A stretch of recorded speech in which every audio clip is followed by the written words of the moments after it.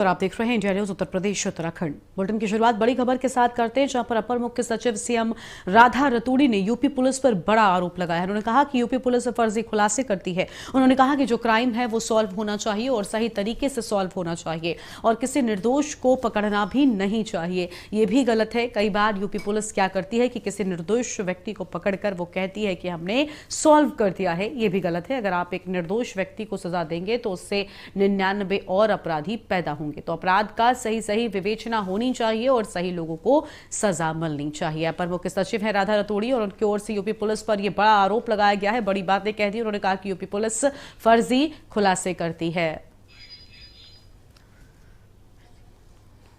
जो क्राइम है वो सॉल्व होनी चाहिए और सही तरीके से सॉल्व होना चाहिए और किसी निर्दोष को पकड़ना भी नहीं चाहिए। ये भी गलत है।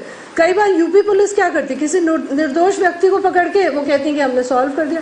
ये भी गलत है। अगर आप एक निर्दोष व्यक्ति को सजा देंगे तो उससे और 99 और अपराधी पैदा होंगे। तो अपराध का सही विवेचना होनी चाहिए, सही लोगों को सजा मिलनी चाहिए।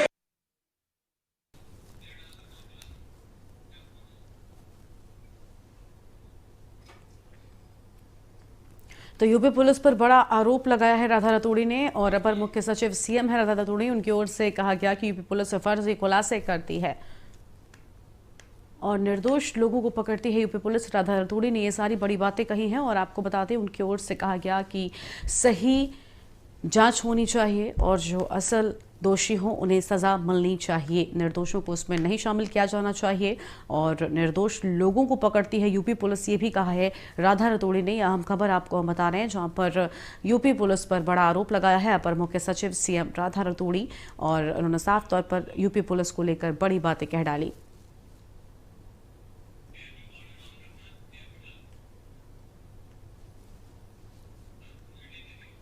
तो देखिए, उन्होंने कहा कि जो क्राइम होता है और सही तरीके से सॉल्व होना चाहिए, किसी निर्दोष को पकड़ना भी नहीं चाहिए। ये भी गलत है। कई बार यूपी पुलिस क्या करती है कि किसी निर्दोष व्यक्ति को पकड़कर वो कहती है कि हमने सॉल्व कर दिया। ये भी गलत है। अगर आप एक निर्दोष व्यक्ति को सजा देंगे तो उससे 99 और अपराधी पैदा होंगे। तो अपराध की सही विवेचना होनी चाहिए और सही लोगों को सजा मिलनी चाहिए। ये सारी बड़ी बातें कही है राधा रतूड़ी ने, जो कि अपर मुख्य सचिव सीएम है और उन्होंने यूपी पुलिस पर बड़े आरोप लगाए हैं। ये बड़ी खबर आपको हम बता रहे हैं।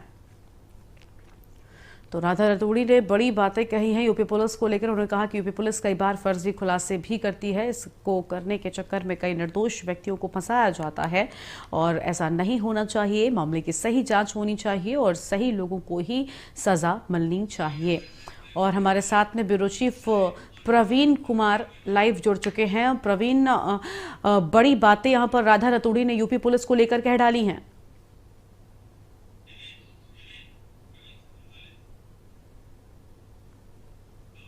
वो विपक्षी पार्टी का बयान माना जाता, लेकिन जब उत्तराखंड के एसीएस रैंक के अधिकारी जिनके पास गृह विभाग भी है, अगर इस तरह का आरोप उनकी तरफ से निकलता है तो निश्चित तौर पर यूपी के जो जितने भी राजनीतिक पार्टियां उसको मौका मिल जाएगा।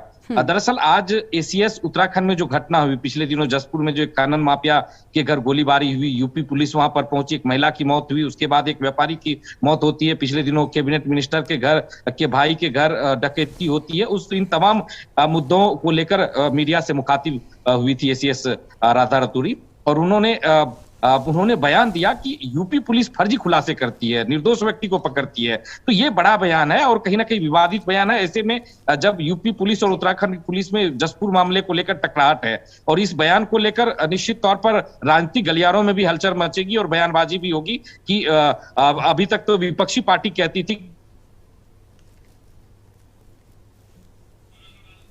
यूपी पुलिस फर्जी खुलासे करती है, लेकिन अब उत्तराखंड के एक बड़े अधिकारी ये विवादित बयान उन्होंने दे दिया है।